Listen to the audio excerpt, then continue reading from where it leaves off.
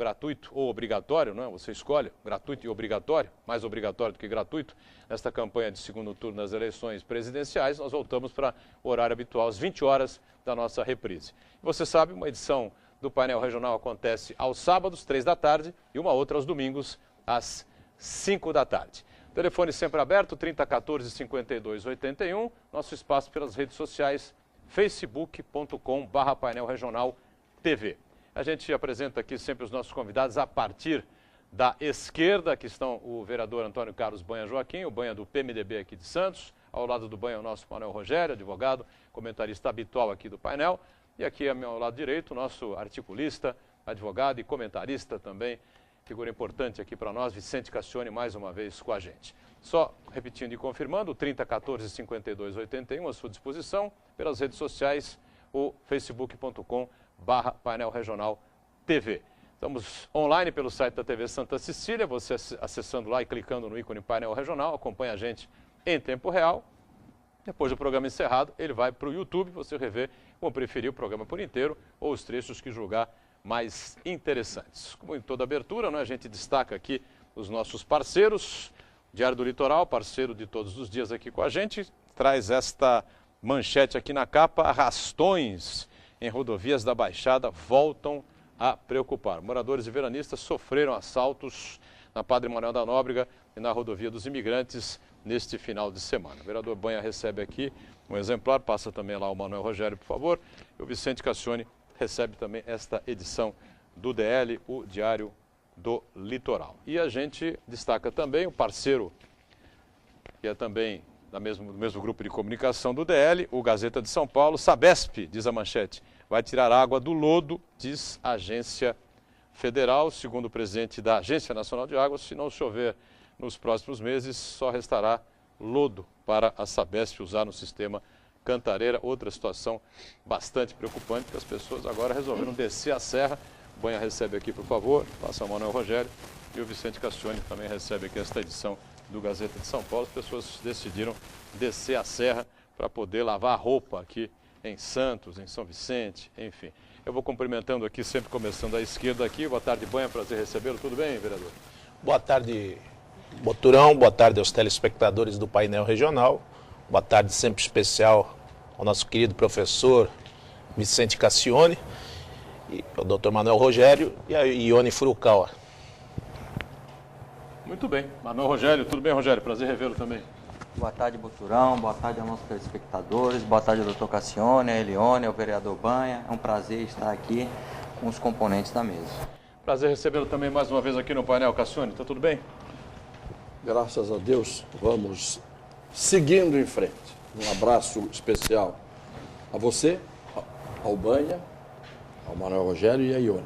E aos telespectadores, um carinhoso abraço. Muito bem. E a gente destaca sempre a participação sempre importante com os nossos telespectadores, com as perguntas que chegam, não é? Com os questionamentos, com as opiniões, via telefone, via redes sociais também, não é? Já destaquei aqui, né? 3014-5281 e o facebook.com/painel regional TV. Tudo bem, Ione? Boa tarde para você também. Olá, boa tarde, Boturão, boa tarde, vereador, boa tarde, convidados. E para você aí de casa também. Já estou aqui a postos no Facebook e esperando a sua participação. E hoje a gente também tem um VT, né, uma reportagem na rua sobre intenção de voto pelas redondezas, agora no domingo, segundo turno. Muito bem, matéria interessante, a gente vai abordar aí com certeza também. As pesquisas vão se desenvolvendo, vão se sucedendo, né? E dia 26, próximo domingo, domingo histórico aqui para todos os brasileiros, com a eleição ou Dilma Rousseff se reelege para mais 4 anos, ou vence Aécio Neves e o PSDB volta ao poder federal, tá certo? Bom, a gente gostaria de debater um pouquinho com vocês aqui, mais uma vez, um problema que se repete, né? Cassione, Banha e Manuel Rogério aqui nas rodovias da Baixada Santista, e eu acompanho aqui, até listei aqui como pauta aqui, mas o Diário do Litoral me ajudou um pouquinho mais aqui, colocou na manchete os arrastões que aconteceram aqui nesse final de semana na rodovia Padre Manuel da Nóbrega, próximo ali à saída para Mongaguá, ou entrada para Mongaguá, como prefiram, né? Saída porque o pessoal estava indo em direção a São Paulo.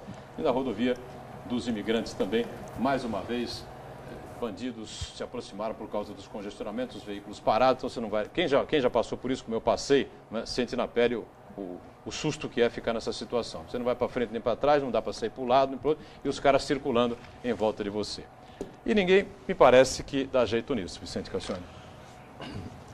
Ontem eu vinha de São Paulo e entre o final da Imigrantes, ali na Ponte Estaiada, na interligação, até a minha casa, eu levei 1 hora de relógio.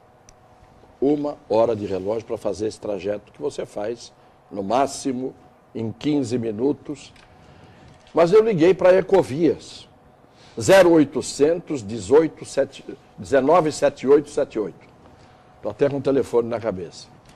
Liguei para a Ecovias, veio uma gravação, diz assim: a informação foi atualizada agora, tal hora, 3 minutos atrás. Aí dizia assim: chegada a Santos, trânsito fluindo normalmente. E a Via Anchieta parada inteiramente, a Estaiada dali para frente, ninguém andava. Eu fiz o retorno, peguei a Imigrante sentido Praia Grande e tive que fazer, pelo congestionamento que estava também, tive que fazer via São Vicente a minha chegada a Santos. E a Ecovias informando que estava tudo funcionando normalmente. Pelo grau da informação, que é um disparate, você já vê o nível de competência da empresa na gestão do sistema SAI, que é o sistema Anchieta Imigrante. SAI, tinha que sair de vez a Ecovias. E esses assaltos, só precisa avisar que os ladrões estão devidamente avisados, as vítimas também estão devidamente avisadas, os santos do céu, Jesus Cristo, todos avisados, e, portanto, recebem as orações de todos os que passam no sistema para se prevenir de assalto. Só não avisaram até agora a polícia militar e a polícia rodoviária. Você não vê vestígio de policiamento nesses trechos em que os assaltantes, muito mais por diversão do que por ofício, é muito mais por diversão do que por profissão, assaltam os idiotas que estão encurralados dentro dos seus automóveis. Então, o que é que a gente vai falar? Ou a gente diz uma palavra feia, e aqui na televisão somos todos educados, não podemos fazer isso, ou a gente só narra o que toda semana é noticiado. Conta o que todo mundo já sabe. E só diz o seguinte, para terminar: vai continuar assim por muito tempo. Porque é para isso que os governos servem, para que as coisas ruins continuem por muito tempo. Muito bem. Bom, Emanuel Rogério, fica à vontade também para analisar essa situação que parece, eu disse há pouco, interminável, e só quem viveu, quem sentiu na pele, sabe que é uma situação dessa, viu, vereador? E isso se dá sempre, né? Parece uma brincadeira. E quando caminhava para cá em direção ao programa, ainda encontrei alguns amigos, logicamente, ainda temos alguns, o Cassione, no município, no estado, na União, gente competente, gente incompetente, gente que é oleriteiro mesmo, é mamador de olerite que a gente chama, e que uma hora, quando o governo manda o PT, o cidadão é petista de 4 costados. Aí mudou o PT, ganhou o PP. Aí ele também é Maluf desde criança. Aí mudou o PP, entrou o PMDB. Puxa, mas o Temer é espetacular. E agora, nunca teve tão bem no tucanato que ele diz que se familiarizou como ninguém. Então, e nos chama a atenção. Fala assim, poxa, o que vocês têm contra a gente, hein? Contra o Estado? Você é o paladino da desgraça, o poeta da desgraça. O Cassione é o pregador do apocalipse. E o Rogério é o inimigo do Estado, porque vocês só batem no Estado, mas, poxa, não é bate-Estado. Não é o Banha que escreveu isso aqui, ó. Rastões em rodovia da Baixada. É sempre na Baixada. É Anchieta, é Imigrantes, é na Cônigo Rangoni, é na rodovia Manuel da Nóbrega. O índice de roubo de carga aumenta assustadoramente. Essa questão do arrastão, isso se prolonga há mais de 20 anos. Aí fica um joguete. Polícia Rodoviária Federal não tem efetivo, ela é que é responsável. A Ecovias, não, isso é com a Polícia Rodoviária. A rodoviária diz que é Ecovias. A cidade, determinado município, tem que ser responsabilizado pelaquela área urbana. Ou seja, se você paga um pedágio, o absurdo que é esse pedágio tem que ter eficiência, tem que ter qualidade, tem que ter policiamento, tem que ter segurança. Tivemos aí congestionamentos aí de 150 e poucos carros.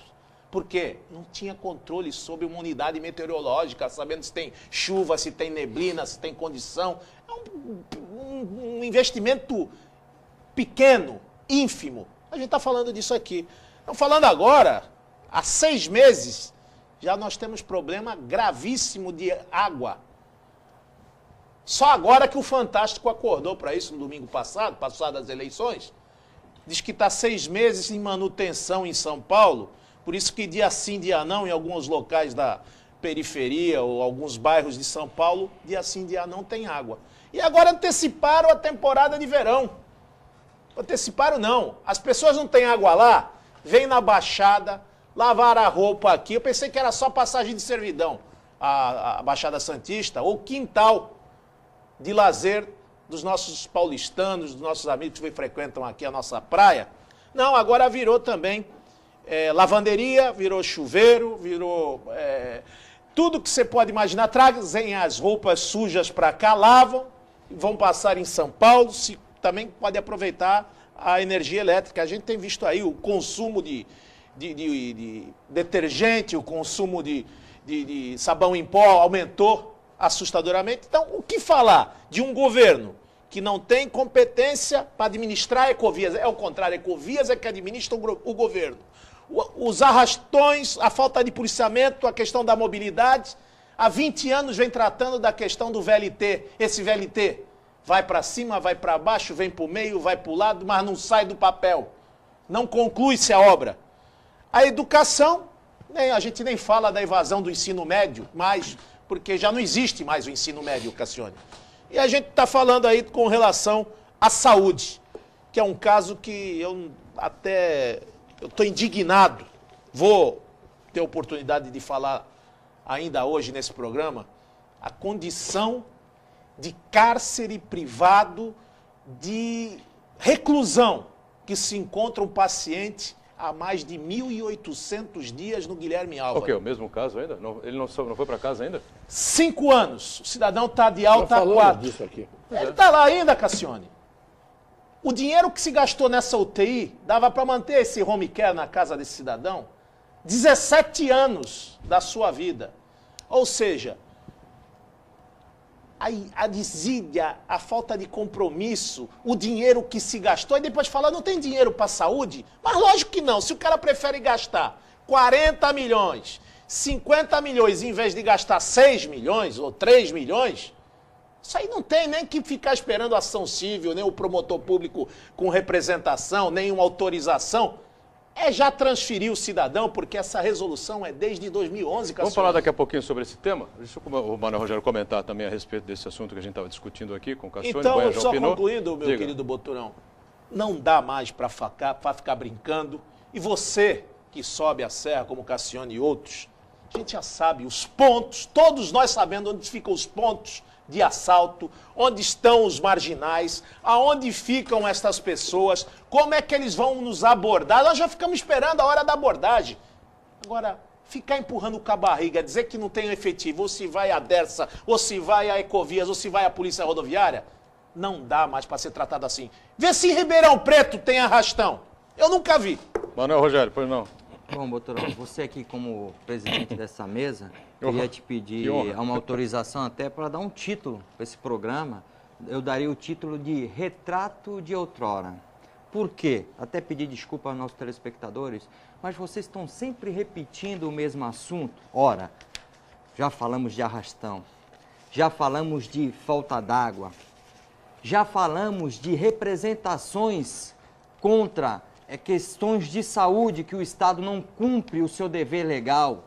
Temos mais uma representação do Banha, dentre tantas outras em relação à saúde, por causa dessa questão desse cidadão que há mais de 5 anos encontra-se internado na UTI, já com alta.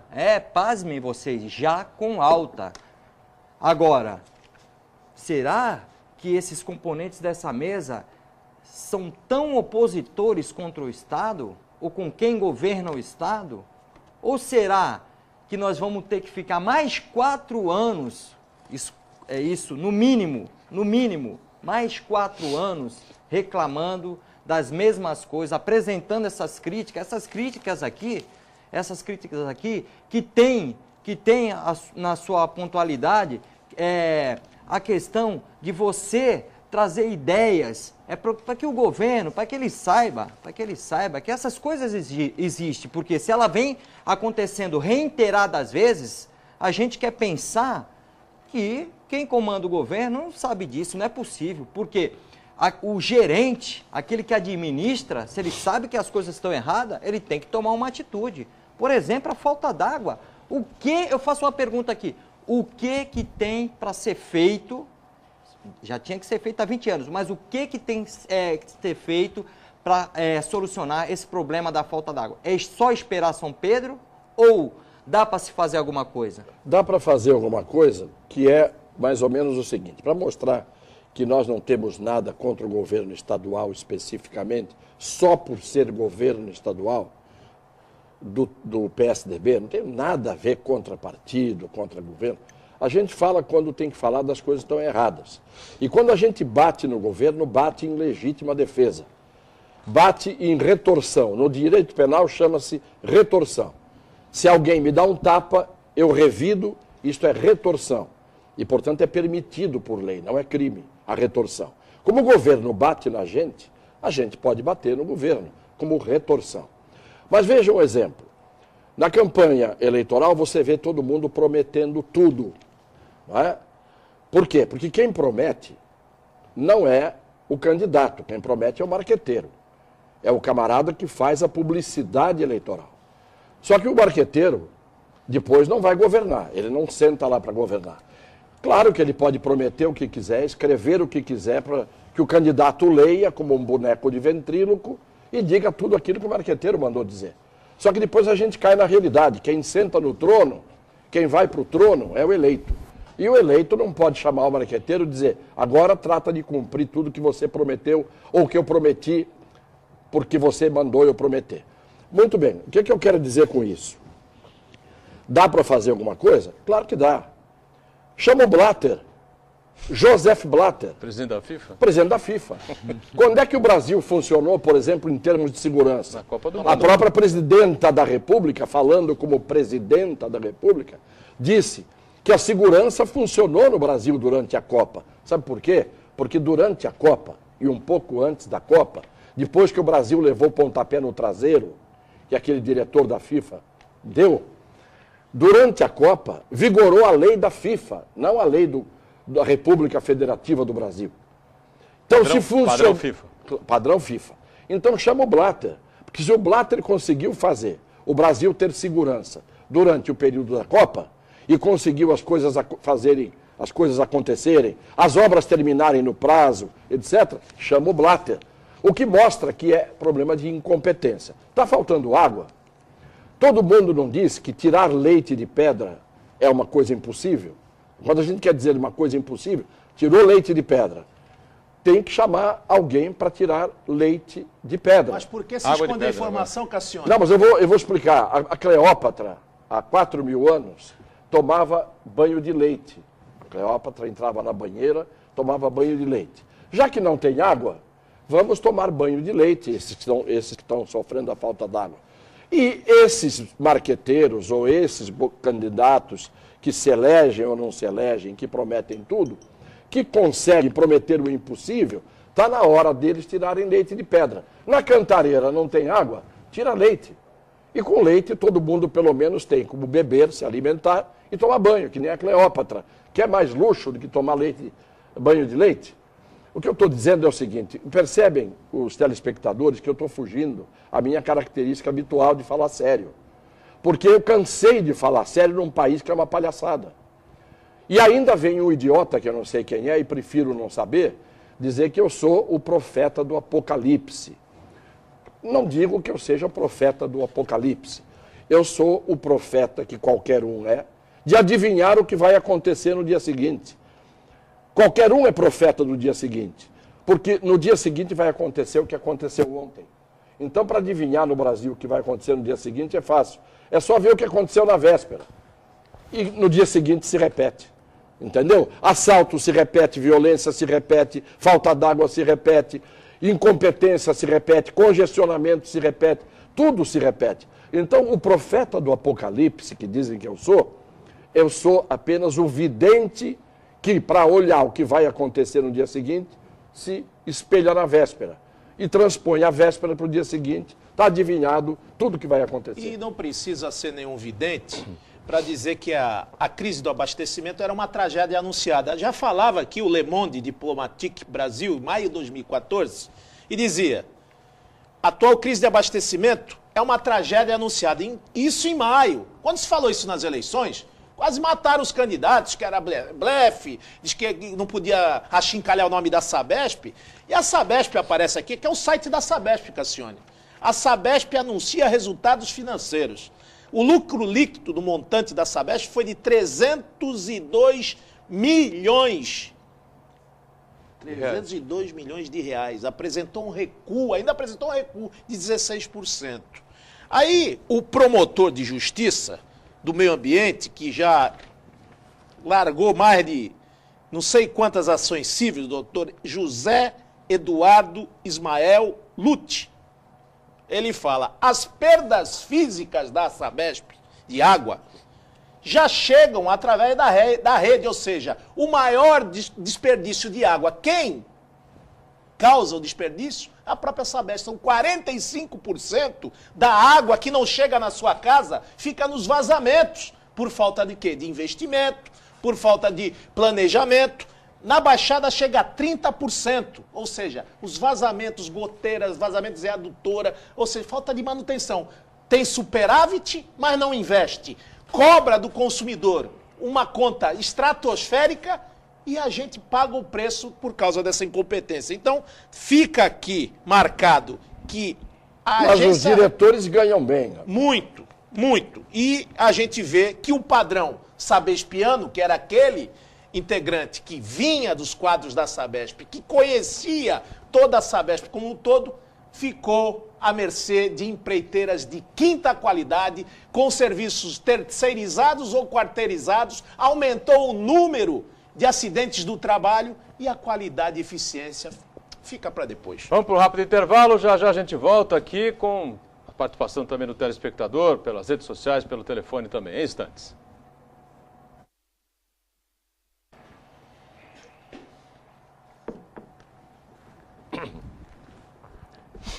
Estamos voltando, este é o segundo bloco aqui do nosso painel regional, recebendo sempre com muito prazer aqui a minha bancada à esquerda, né, o Banha, vereador do PMDB aqui de Santos, acompanhado pelo Manuel Rogério, aqui à direita o nosso Vicente Cassione e a Ione Furukawa, acompanhando a participação do telespectador via internet, via redes sociais, né, facebook.com/painel regional TV e pelo nosso telefone habitual, né, o 3014-5281.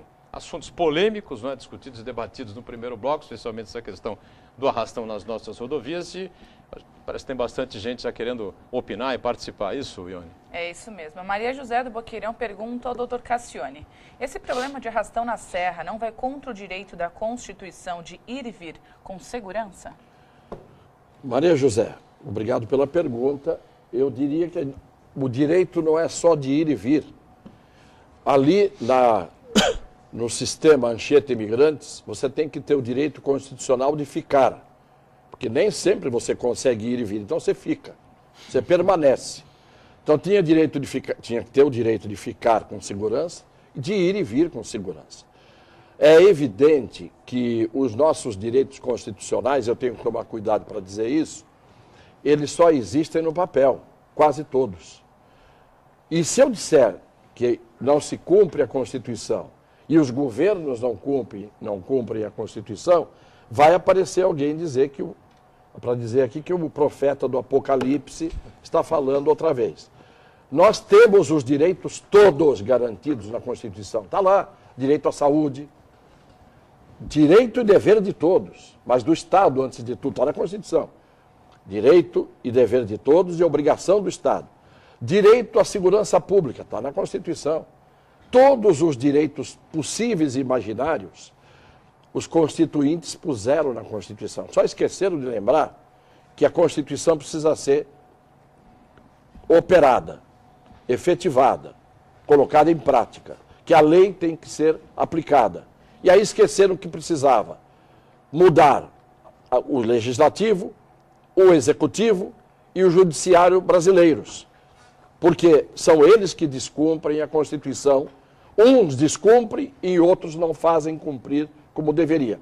Colocaram, agora o Supremo colocou ontem na cadeia o delegado que apontou um bandido na operação Satyagraha, lá, não sei como é que é o nome disso. Muito bem. Satyagraha, é isso? Deve ser. A Polícia Federal inventa uns nomes que eu não consigo decorar. O fato é que o bandido foi condenado, se não me engano, a 8 anos. Um deles. E o sujeito que pôs o bandido na cadeia foi condenado a 2, que é o delegado que era deputado? Que fez o inquérito. Então, o único país do mundo em que o bandido vai para a cadeia porque fez um crime e o delegado que pôs o sujeito na cadeia vai para a cadeia porque vazou a informação é no Brasil. Então, direito no Brasil, todos eles muito bonitos, no Museu da Constituição. Porque aquilo é um museu. Está no museu, para você olhar. Já viu peça de museu sair do museu para andar na rua? Não, nem o museu de cera, está todo mundo lá parado. A Constituição é que nem um museu de cera, está todo mundo lá para ser visto.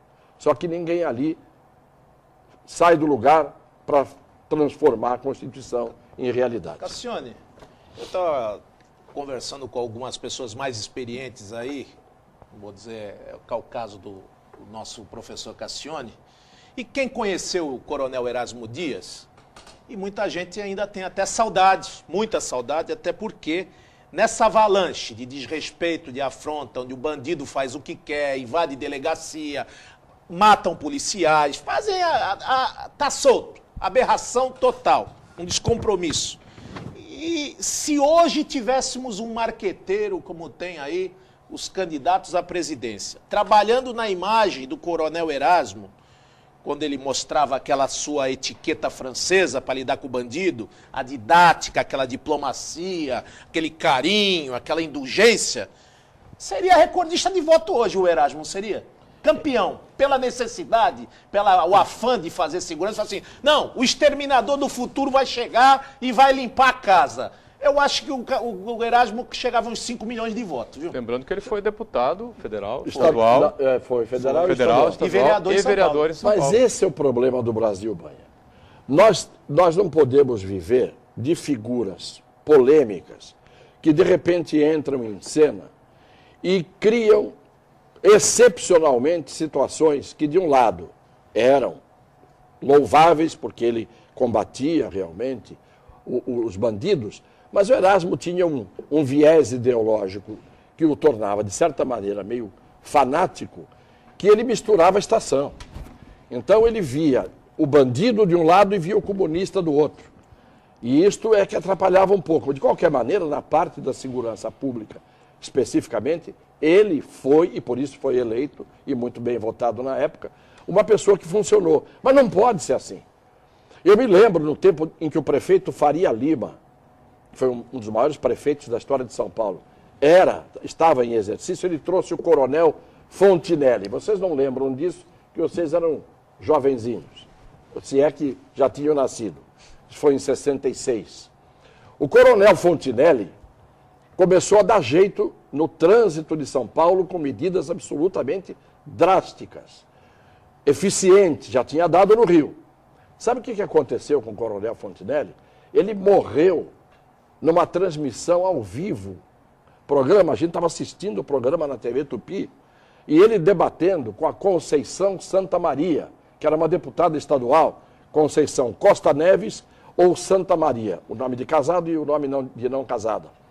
Ela martirizou, ela esculhambou de tal maneira o Coronel Fontinelli, que era um homem que estava dando jeito realmente com honestidade e mão de ferro no trânsito de São Paulo, mexendo com a corrupção toda, corrupção do Detran, corrupção de autoescolas, corrupção de tudo, que ele, que era um homem puro, se exaltou num determinado momento, porque ela passou o programa inteiro com habilidade, batendo da cintura para baixo, golpe baixo. Ele teve uma hora que ele não conseguiu falar e caiu morto diante das câmeras. Eu nunca me esqueço disso. Então, o grande problema da nossa realidade é esse problema. Nós temos que viver de episodicamente aparecer um super-herói, maluco ou fanático ou sei lá o quê, para resolver um problema pontualmente. Quando tudo teria que ser feito com competência por todos aqueles que gerem a coisa pública. As pessoas dizem, mas por que chegou onde chegou? Nunca teve uma estiagem igual. 80 anos nunca teve uma falta de chuva como agora. Claro que não.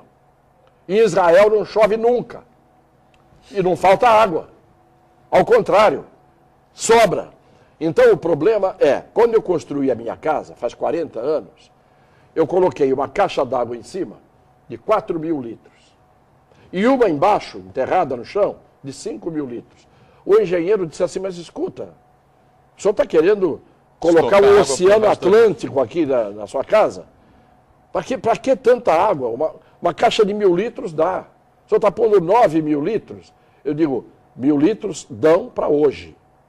Para hoje. Eu não sei se daqui a 40 anos vai ter água suficiente para conseguir subir os 2 andares da minha casa e ir para a caixa de 1.000 litros lá em cima. Então é uma questão de previsão. Na vida, se a gente não prevê o que a gente vai fazer no dia seguinte, tropeça no presente, não chega no futuro. Tropeça e cai de boca no presente e não chega no futuro. O Ione, com mais participações aí, Ione, pois não? Mais uma perguntinha do Luiz Eduardo do Imbaré sobre essa questão da água. Ele faz um comentário. Uma empresa que monopoliza o fornecimento de água, como a Sabesp, tem que dar lucro aos acionistas? Então, a principal interessada para que o consumidor não economize água é a própria Sabesp? Deixa eu ver a opinião do Manuel Rogério primeiro, depois a gente... A Sabesp é uma empresa de economia mista, onde você tem capital privado, mas tem o capital público também em sua maioria. E tendo um capital privado, isso é um direito constitucional, como se falou de Constituição aqui, a livre iniciativa, a questão econômica. Então, se o cidadão ou qualquer pessoa investiu na empresa, ele tem o direito, sim, de auferir lucro naquela parte que cabe ao capital privado. Agora, mas o capital privado só ganha dinheiro se tiver água na privada. É verdade. Agora, eu queria até complementar a questão da telespectadora anterior, que falou também de direitos constitucionais. Nós temos no artigo 6º da Constituição Federal os direitos sociais. E aqui no programa nós já discutimos 2 deles que estão sendo desrespeitados, que é a questão da saúde e a questão da segurança. Agora, o administrador público, que é aquele que tem que pautar os seus atos de acordo com o que a lei manda, por que ele não pauta os seus atos de acordo com a lei maior manda, que é a Constituição? Na hierarquia da lei, a Constituição é a lei maior. Ela é o nascedouro de tudo. Ela é o nosso Estado democrático de direito. Então, eu penso que o judiciário tinha que se posicionar assim. Aquele cidadão que procurar o judiciário contra, ou até o Ministério Público, contra uma administração pública que esteja privando o direito constitucional do cidadão, ele tem que ser responsabilizado, sim, também administrativamente. Mas se falou até agora em lei, mas já não diz o nome? Serviço essencial? Se saúde é essencial, a água é essencial, se segurança é essencial, ela tem que ser tratada de uma maneira diferenciada.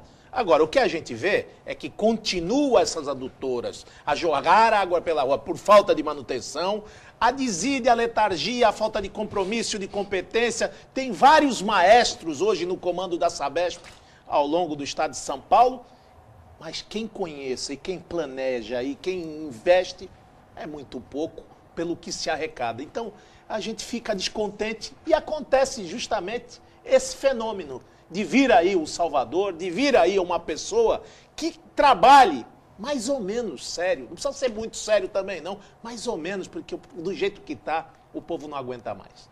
Teve um fato histórico que eu preciso contar aqui. Meu irmão era funcionário de gabarito da Sabesp, aqui em Santos. E sempre faltava água em Santos, porque a estação de tratamento entupia com galhos e terra e lodo que vinham do Rio Cubatão. E meu irmão era advogado de formação, não era engenheiro. Sabe qual foi o apelido que ele levou como funcionário da Sabesp na época? Advogado hidráulico. Sabe por quê? Porque as soluções para o problema hidráulico, os engenheiros não conseguiam dar. Ele disse assim, escuta, toda hora tem que faltar água em Santos, porque tem que parar a bomba para limpar a bomba que está suja. Põe uma segunda bomba. Quando parar essa para limpar, liga a outra que está limpa. E assim foi feito, nunca mais faltou água. Aí ele foi removido para São Paulo e trabalhava em São Paulo. Dia e noite lá, trabalhando. Chegou um dia, começaram a arrecadar dinheiro, a Sabesp, mutretas, para uma campanha de um determinado candidato a governador. Tem testemunhas, estão vivas até hoje. Ele pegou o paletó da cadeira, disse assim, pessoal, estou indo embora. Como? Está indo embora onde? Estou indo embora daqui, do emprego, agora. Eu não me presto a isso. Pegou o paletó, saiu e nunca mais pisou lá. As pessoas não acreditavam. Ele levantou, quando vieram com a história de que tinha que ter uma arrecadação para uma candidatura política, ele levantou, saiu e foi embora. Tem testemunhas disso. Isso é para mostrar como é que funciona a coisa dentro desses organismos podres, que são os paraestatais. O estatal é podre e o paraestatal, evidentemente, por contaminação de fruta com fruta na mesma fruteira, também é podre. Vamos para o nosso segundo intervalo e a gente volta já já com o painel regional. Em instantes.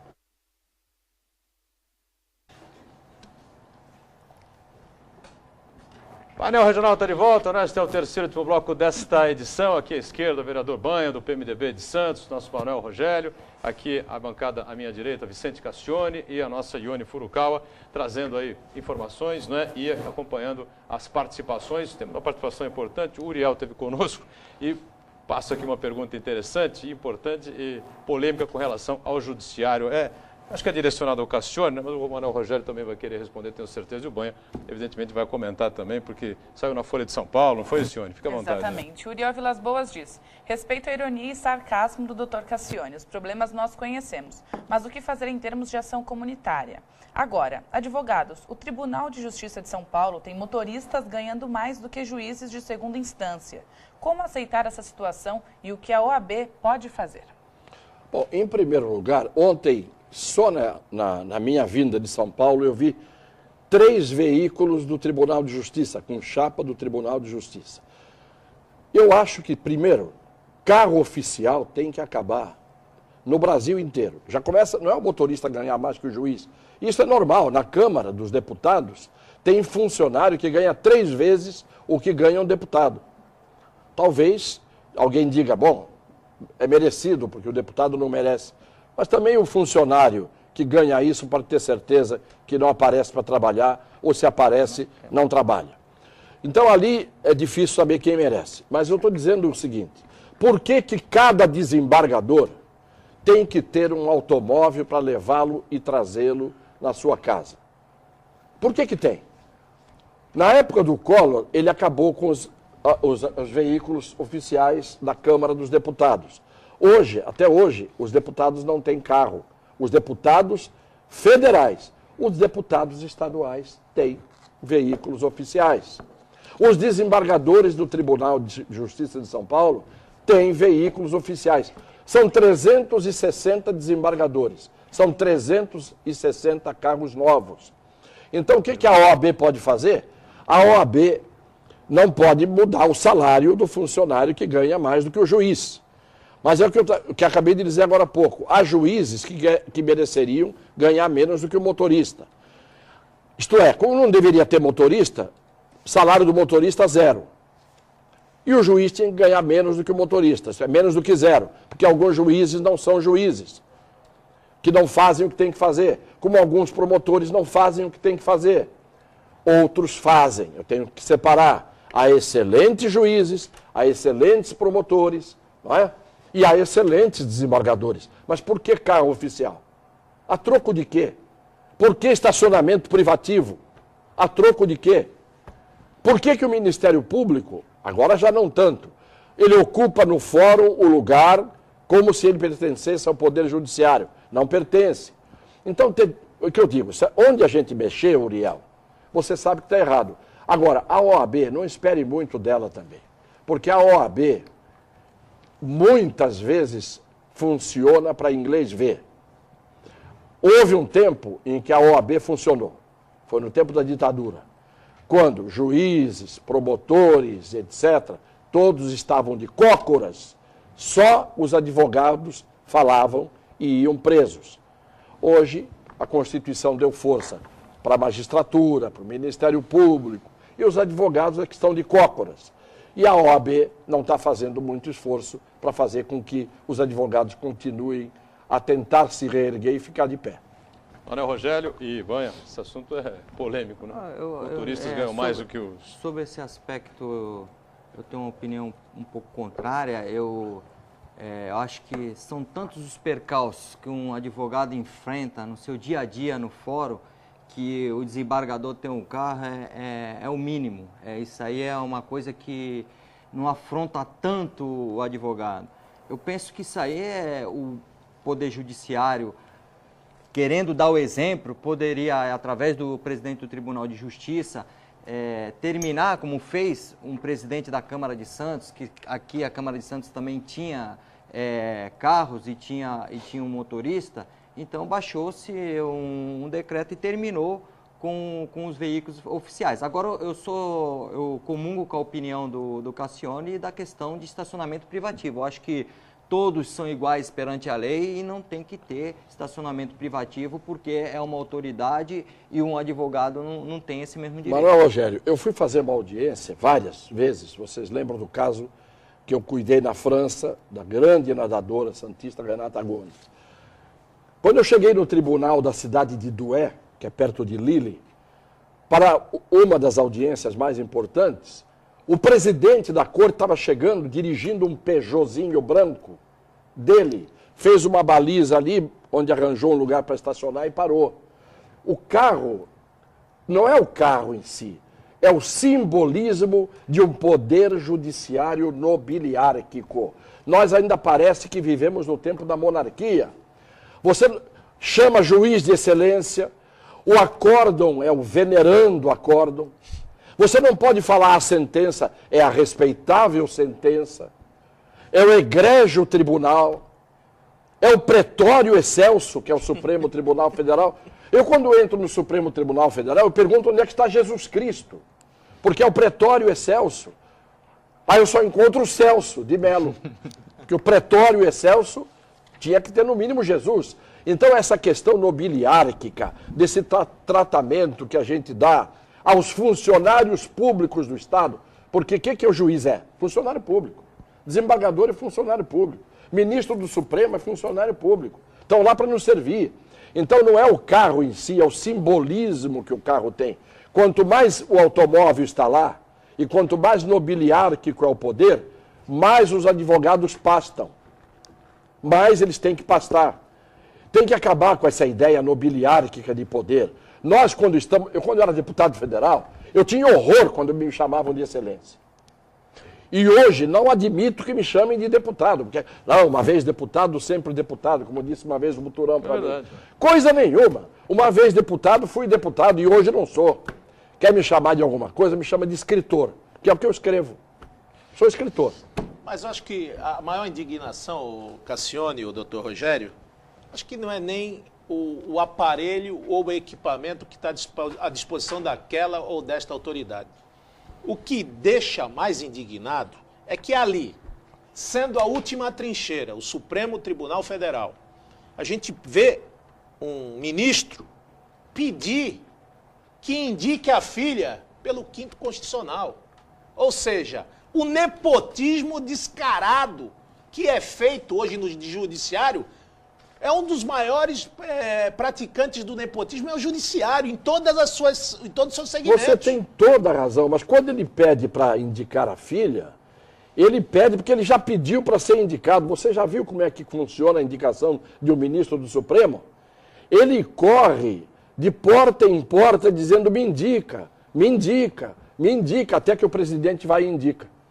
Que independência ele tem? Raramente vai ter alguém lá que tenha independência. Você tem casos de figuras polêmicas, como Joaquim Barbosa, por exemplo, que conseguiu romper com todo mundo. Mas saiba de uma coisa, pediu para ir lá. Entendeu? Eles iam na Câmara dos Deputados pedir para serem indicados. E depois faziam o lobby para serem indicados. Você não tem ideia o que é o lobby para o sujeito ser indicado. Então, quando o camarada ele pede para indicar a filha, mas ele já pediu para ser indicado. E no fim é indicado. Então ele está acostumado, o país aqui do Brasil, no Brasil, é quem indica. E ele, às vezes ele mesmo consegue se indicar. É esse o problema. O Brasil tem que ser... Desculpa, eu não vou falar porque vão dizer que eu sou profeta do Apocalipse. Bom, muitas perguntas estão chegando aqui. A gente vai dar prioridade aqui para o espaço aqui, para a Ione continuar abrindo essa possibilidade para os telespectadores e para os nossos internautas participarem com ele. Tem mais pergunta aí, né, Ione? Tem sim, da Ione Aracate, do Marapé, ao vereador Banha. Banha, o que fazer para pedir uma rotatória na Napoleão Laureano com Benedito Ernesto Guimarães? Tivemos sábado um acidente com vítima fatal e isso é muito frequente nesse cruzamento. Qual é o cruzamento? Napoleão Laureano com Benedito Ernesto Guimarães. Ali no Marapé é tudo perigosíssimo. Todo mundo entra nos cruzamentos quando quer. Banha. Não é primazia nem do Marapé, eu acho que também a falta de educação do próprio motorista é muito grande, mas quando não tem e há um confronto aí entre a educação e o motorista, entra sim o executivo, o legislador, para quê? Para disciplinar, para que possa ter aí a segurança, garantir a segurança do pedestre, do transeunte, do motorista. E já existem projetos, Cassione, 25 projetos em andamento para rotatórias. Hoje você vê que já tem um número muito grande, elevado de rotatórias. Eu quero até exaltar a figura do Antônio Carlos Gonçalves, o Fifi, na CT, que tem feito um trabalho gigante com relação a esse número, e ali carece, nós até, inclusive, já pedimos, através de requerimento, não só no Marapé, no Imbaré, e também temos alguma dificuldade, já devido ao número elevado de idosos, na região do Boqueirão, onde existem alguns cruzamentos que têm feito vítimas fatais. Só para complementar, um projeto do vereador Banha que foi aprovado em primeira discussão, que me chamou a atenção, a respeito de ser publicado no Diário Oficial todas as multas destinadas às empresas que prestam serviço público ao município. Muito bom. Ou seja, para dar o exemplo, eu achei interessante, muito bom esse projeto. Aliás, o Banha, não é porque ele está aqui, tá? O Banha eu já disse aqui, um dos bons vereadores que essa cidade teve e tem. Não é? Não é porque ele está aqui, não. A verdade é essa. Tem gente que faz e tem gente que manda fazer e tem gente que nem faz nem manda fazer. O Banha é atuante, isso é indiscutível. Então a gente tem que elogiar as pessoas que fazem bem o que fazem.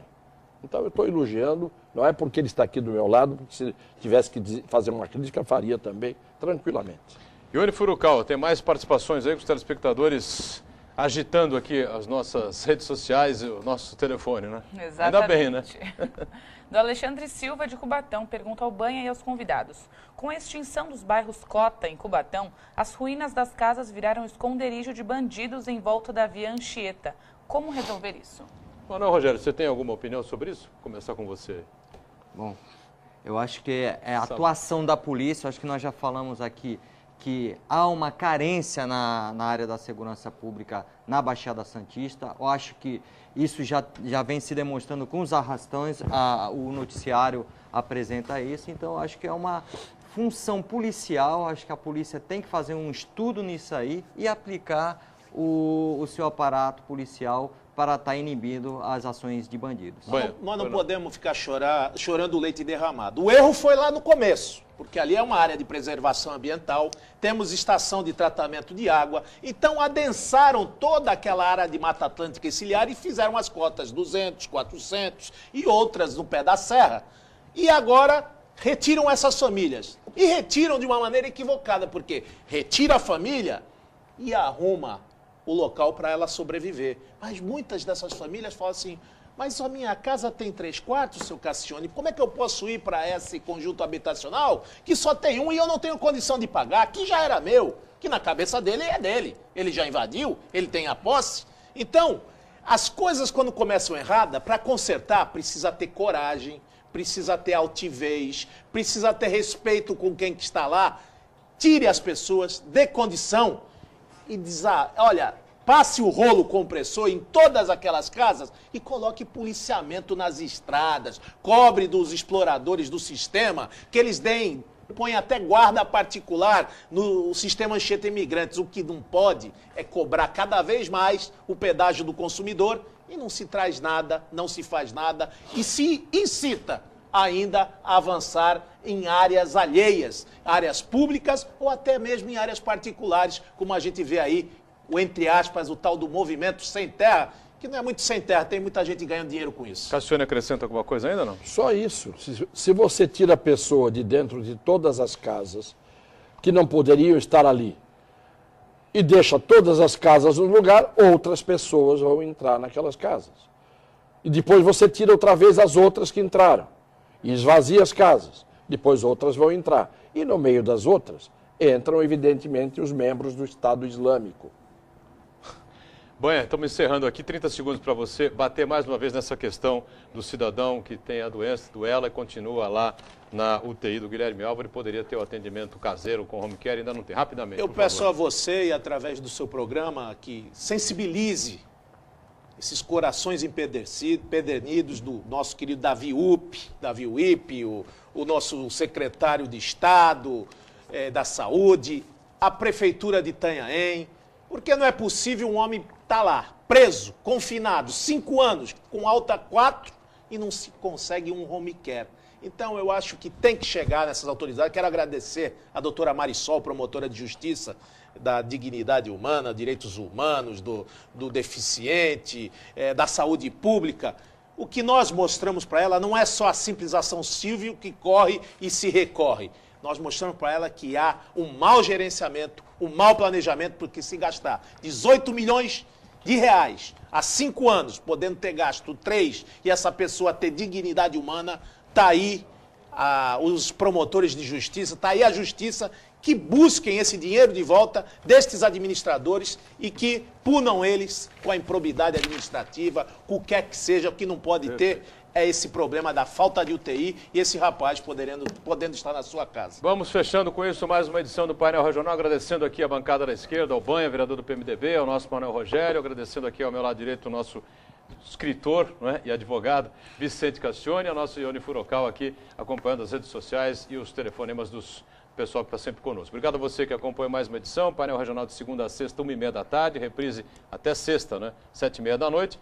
Aos sábados, 3 da tarde e aos domingos a gente se encontra às 5 da tarde. Obrigado. Tchau.